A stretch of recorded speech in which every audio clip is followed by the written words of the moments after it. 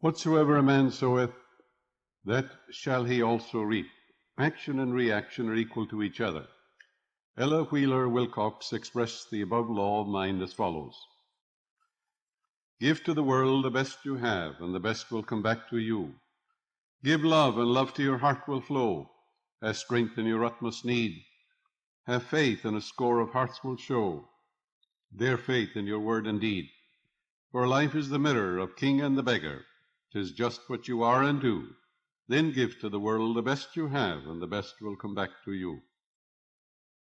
To adjust is to fit, adapt, accommodate, regulate, to put in working order. In order to adjust to life, it is necessary that you become a channel through which the life principle flows freely, harmoniously, joyously, and lovingly. The solution to all your problems is to get acquainted with and use the divine presence and power in your life. Acquaint now thyself with him, and be at peace, and good shall come unto thee. I suggest that each person establish a definite method of working, and that he practice it regularly and systematically every day. For example, determine for yourself what is the most troublesome problem you have. Decide to solve this problem now by realizing that infinite intelligence within you knows the way out. Its nature is to respond to you. It knows only the answer, and the nature of infinite intelligence is responsiveness. That is, your answer is as certain as the rising of the moon tonight. One young man in our audience had experienced a poverty complex for many years and had received no answers to his prayers. He had prayed for prosperity, but the fear of poverty continuously weighed on his mind. Naturally, he attracted more lack and limitation. Your subconscious mind accepts the dominant of two ideas. This is a law. After talking with him, he learned to pray as follows: I know there is only one source, the life principle from which all things flow. It created the universe and all things therein contain. I am a focal point of the divine presence. My mind is open and receptive. I am a free-flowing channel for harmony, beauty, guidance, wealth, and the riches of the infinite. I know that wealth, health, prosperity, and success are released from within and appear on the without. I am now in harmony with the infinite supply, and just as I would adjust an instrument in my laboratory, I am now mentally adjusting my focused attention on the eternal source of all blessings. I wish for everyone all the blessings of life. I am open and receptive to God's riches, spiritual, mental, and material, and they flow to me in avalanches of abundance. This young man changed his attitude of mind and focused on divine riches rather than poverty, and made it a special point not to deny what he affirmed. In a month's time, his whole life was transformed. He affirmed the above truths morning and evening for about 10 minutes, knowing that he was actually writing down these truths in his subconscious mind, causing the latter to be activated and to release the hidden treasures. Whatever you impress on your subconscious mind is expressed on the screen of space, and your conscious mind is the pen, P-E-N, the thinker, and what you think and feel comes to pass. Aristotle said, resistance is the cause of every monstrosity. A monstrosity in the body could be a growth, a tumor, or a lesion, or any other abnormal condition. A woman was resenting and hating her ex-husband.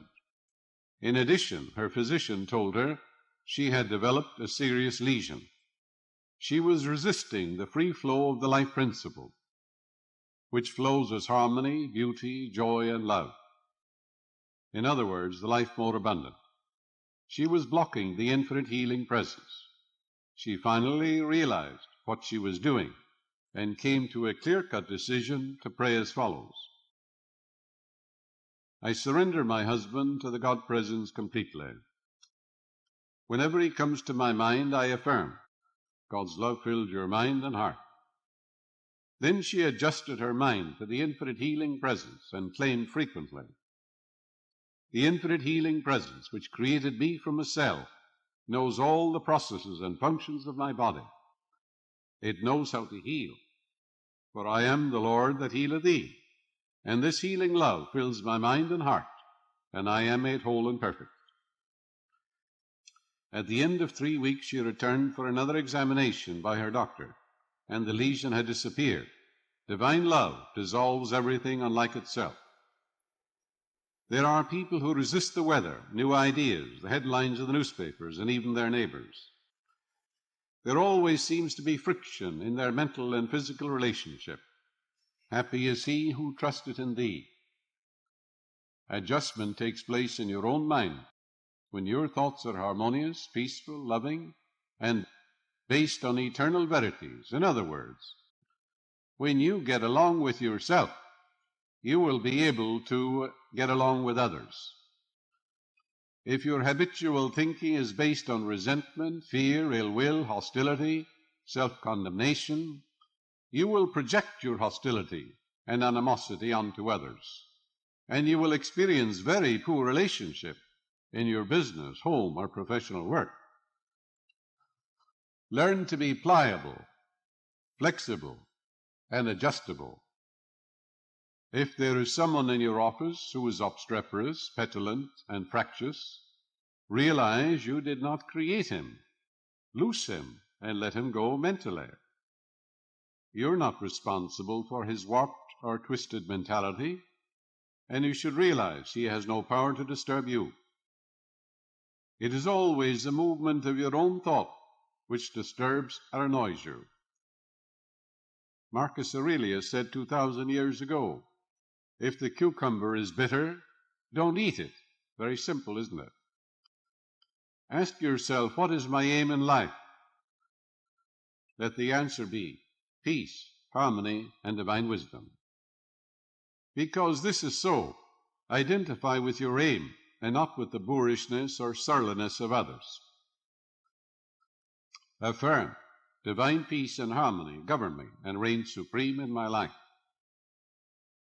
When you mentally and emotionally identify with your spiritual aim in life, nothing in the external world disturbs you. Stop giving power, prerogatives, and privileges to people who have no power. No one disturbs you but yourself. It's a movement of your own thought, your own emotions, your actions and reactions. They all take place in your own mind. Have you ever noticed the way water flows according to the line of least resistance? You may have watched a stream flowing down from the mountain. It never quarrels, fights, or resists the rocks, boulders, or obstacles in its way. The water goes around the boulders or flows over them, and eventually finds its way back to the ocean. All the stumps, stones, and trees disappear or wear away, since nothing can seriously impede the flow of the streams back to the ocean. You are a river of life, and your purpose is to meet challenges, difficulties, and problems, and to overcome them. Not be mentally fighting or quarreling with them, but by meeting them head on, while realizing the joy is in overcoming. Say to yourself, the problem is here, but infinite intelligence within me is here also. It knows only the answer. This problem is divinely outmatched. I will grapple with this problem courageously, and through the wisdom and the power of the infinite, I will overcome. With this attitude, you will become victorious, and you will move onward and upward. An engineer whom I know has a wonderful technique for meeting what he calls so-called insuperable obstacles. His constant prayer is, the streams of life, power, wisdom, intelligence, joy, and peace flow through me like a golden river, revealing to me everything I need to know and giving me the strength to complete all assignments in divine order. He has made his adjustment with the life principle, and he has completed every assignment in divine order. Do not try to manipulate or change other people. Permit them to have their political or religious beliefs, their peculiarities, eccentricities, and abnormalities. Judge not, and where you have no judgment, you experience no suffering. Where there is no opinion, there is no suffering, Where there is no judgment, there is no pain. Establish the right relationship to the life principle by realizing the life principle is always seeking to express itself through you as the life more abundant. If you are angry, hateful, resentful, or are engaging in self-condemnation or self-criticism, your foot is on the hose, and the waters of life do not flow through you. These negative emotions get snarled up in your subconscious mind and have negative outlets, such as mental and physical disorders. Become an open channel for the divine presence. Realize you're a focal point of the divine life, and like an electric bulb, you are here to let your light so shine before men that they see your good works, thereby glorifying and revealing your faith in the infinite intelligence and infinite power and infinite life principle within you. A lonely person has shut out friends from his life. He is not in tune with the infinite, and usually is nursing some psychic trauma, saying to himself, I have been hurt before. I will not get friendly with people, lest I get hurt again. All this is foolishness. Every person is an epitome of the divine.